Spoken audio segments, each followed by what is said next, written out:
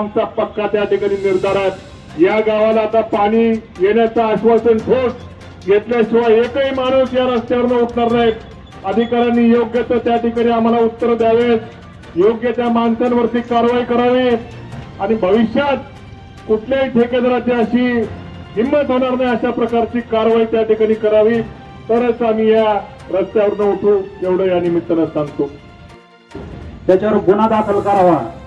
या संबंधात जे जे कोणी असतील त्यांच्यावर गुन्हे दाखल व्हावेत अशी आमची ग्रामस्थांची मागणी आहे। ठिकाणी शासन स्तरावर आणि या ठेकेदाराकडे काय जे काम असेल त्यांनी या ठिकाणी कोणी तोंड घ्यावी, नाही तर या ठिकाणी अन्यथा याचा उद्रेक होईल आणि याचे पुढचे परिणाम जे आहेत ते समोरची प्रशासनावर राहतील। या 5 वर्षामध्ये एक चांगलं काम दाखवा आणि 1000 रुपये हप्ताची हप्ता माझ्या हातात द्या। कोणी उठा आणि मोठेपणे सांगा की या गावात 5 वर्षामध्ये एक काम चांगलं झालेलं आहे ते दाखवा आणि 1000 रुपये लगेच निवडून देतील। उठा कोणीतरी सांगा ना। निकृष्ट पाणीचं काम झालेलं आहे तर पुढचे 15 ते 20 वर्ष गावाला एक तर निधी येणार नाही आणि टाइम पाईपलाईन फुटणार आहे।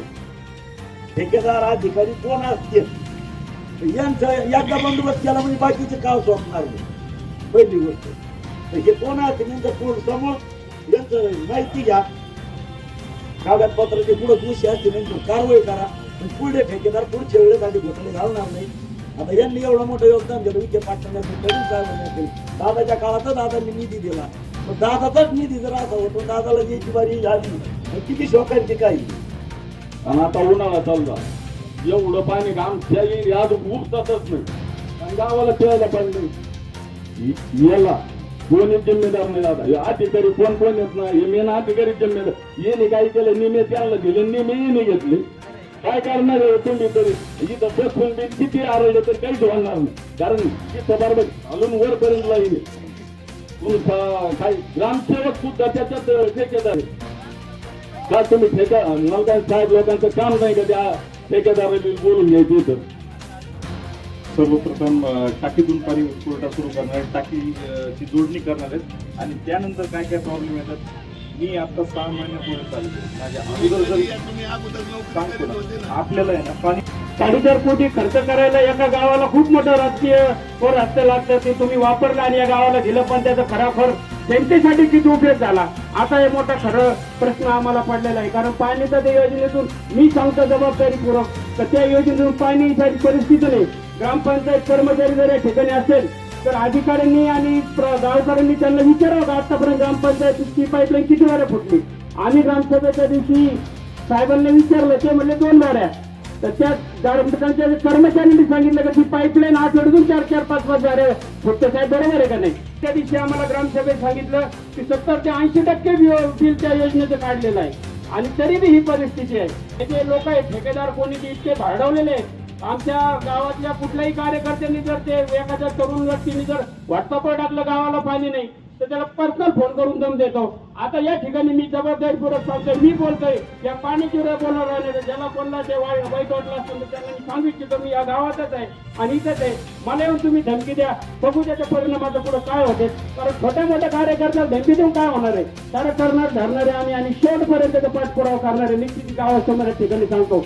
आणि पुढे असं झालं गावाला पाणी नाही म्हणून याच गावातले जे ठेकेदार आहेत असं ते स्वतःला सांगतात, ते ठेकेदार या ग्रामपंचायतीचे विद्यमान सरपंच ते आमच्या आठशे गावाकडे गेले आणि त्यांनी सांगितलं की गावाला पाणी नाही, प्रादेशिक योजना जोडून द्या। म्हणजे याच्या जरी मी थोडा दोषी असेल तर मी त्यांचे आभार मानतो की त्यांनी मला त्याच्यातून बाहेर काढलं।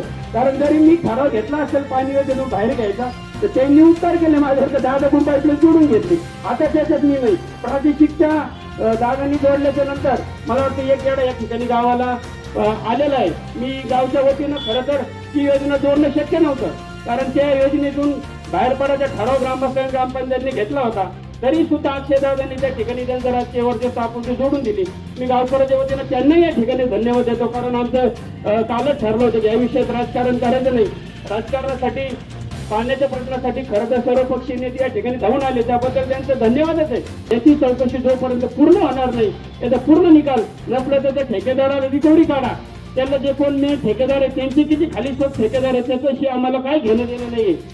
मी पुन्हा एकदा अक्षयदादांनी पाईपलाईन जोडली, त्यांचेही ग्रामस्थांच्या वतीने आभार मानतो. या दुष्काळामध्ये दादांनी एवढ्या अडचणीमध्ये टँकर दिलं गावाला, टँकरनी पाणी पुरवठा केला. बसलेले ग्रामस्थ भरपूर टँकरचे तुमचे लाभार्थी आहेत, त्याबद्दलही शंका नाही. पण गावात मोल मजुरी करणारे लोक राहतात, त्यांचे मात्र मोठे हाल गेल्या महिन्याभरामध्ये या मिरी गावामध्ये झाले. मला काही लोकांनी सांगितलं असं अशी अवस्था आहे. ठीक आहे, टँकरचं काही मी काही खूप मोठेपणा सांगत नाही, काही ना काही स्वरूपामध्ये आपण ते सॉल्व्ह करायचा प्रयत्न केला. दोन्ही देखील लाईन जोडण्याचा प्रयत्न झाला, पण हे ठिगळ लावून त्या ठिकाणी काम होणार नाही. 12 महिन्यामध्ये काम पूर्ण होण्याची त्याच्यामध्ये त्यांच्या वर्क ऑर्डर मध्ये उल्लेख होता. 1 वर्षात जर त्यांच्या वर्क ऑर्डर मध्ये लिहिलं होतं की योजना पूर्ण करायची, वर्ष झाल्यानंतर तुम्ही त्यांना का परत त्या ठिकाणी परत मुदतवाढ दिली? किती वेळा मुदतवाढ मिळाली यांना? डिसेंबर 22 ते 23 पर्यंत संपायची होती, परत 24 पर्यंत दिली. मग यांना काय ठेकेदाराला सातत्याने मुदतवाढ द्यायचं काय कारण? काय कारण? मुदतवाढ देताना काहीतरी कारण सांगितलं असतं ना, काहीतरी पटायला पाहिजे शासनाला, किंवा अमुक अमुक झालं, आम्हाला इथं ग्रामस्थांनी कुणी अडवणूक केली, कुणी पैसे मागितले, कुणी काय दमदाटी केली, काय पाईप मिळालं नाही, काय नेमकं कारण काय मुदतवाढ द्यायची यांना? अशी आपण मुदतवाढ देऊ शकत नाही. काहीतरी कारण त्यांनी योग्य दिल्याशिवाय मुदतवाढ देणारे अधिकारी देखील तेवढे दोषी आहेत. तुम्ही यांना पाठीशी घालता काय? अरे महिना पाणी नाही गावाला पिण्याला. 4.5 कोटी मधले जवळपास 2,60,00,000 रुपयांचं बिल अदा झालेलं आहे. मला तुम्ही त्या दिवशी फोनवर म्हणले आम्हाला शासनाकडनं पैसे नाहीत, यांचे किती अमाऊंटचे बिल तुमच्याकडे पेंडिंग आहेत? किती आहेत? मग बिल तयार करायची जबाबदारी तुमची आहे ना. जर काम झालं असेल तर बिल द्यायचं तयार करून त्यांना. तुम्ही काय ग्रामस्थांना काय येणं समजता का इथं काय? मला सांगा, नेमकं कळू द्या आम्हाला, त्यांचं किती 1 कोटी काहीतरी बिल अजून पेंडिंग आहे, पण तेवढं काम कुठं झालं त्यांचं?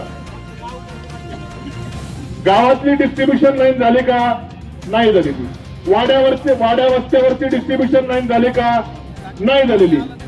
मग टाक्याची टेस्टिंग झाली का? नाही झालेली. अरे मग झालं काय? झालं काय नेमकं? मग एवढं बिल देण्याचं इतपत काम झालं का यांचं नेमकं काय? नाही, तपासून तुम्हाला आम्ही 8 दिवसापूर्वी सांगितलं होतं रास्ता रोको करणार आहे. 8 दिवस झाले का तपासायला?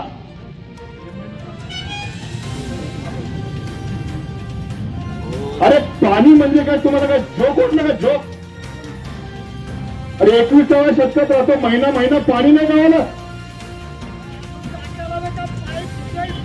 टाक्या, मला एक सांगा, पाईप तुम्ही मेन लाईन त्या ठिकाणी घेऊन आलात, टाकीपर्यंत पाईप का नाही जोडलेले?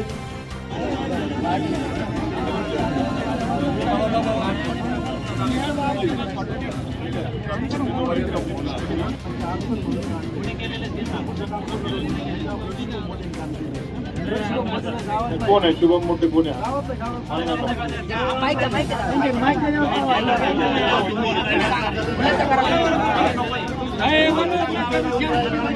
ऐक ना, तुम्ही आता कोण शुभम मोठेचं नाव घेतलं मला माहित नाही कोण आहे. ऐका ना, तुम्ही मेन ठेकेदार तुम्ही आहे. त्या शुभम मोठेला तुम्ही काय दिलं ते आम्हाला काही घेणं नाही. तुम्ही पुढचं काम तुम्ही करा, नीट करा. ते शुभम मोठे कोण आहे काय मला माहित नाही. काय ठीक, आपण ते लेखी आश्वासन 15 दिवसामध्ये गावठाणची टाकी प्लास्टरसह पूर्ण करून त्याला पाईप जोडण्याचं आश्वासन देऊन गावातल्या लाईनला पाणी सोडण्याचं आपल्याला लेखी आश्वासन या ठिकाणी दिलेलं आहे. पण मात्र 15 दिवसाचे तुम्ही अजून 5 दिवस घ्या. त्याच्यानंतर जर मात्र गावाला पाणी आलं नाही तर मात्र तुमच्यावर आणि ठेकेदारावरती गुन्हा दाखल झाल्याशिवाय मी रस्त्यावरनं उठणार नाही. धन्यवाद.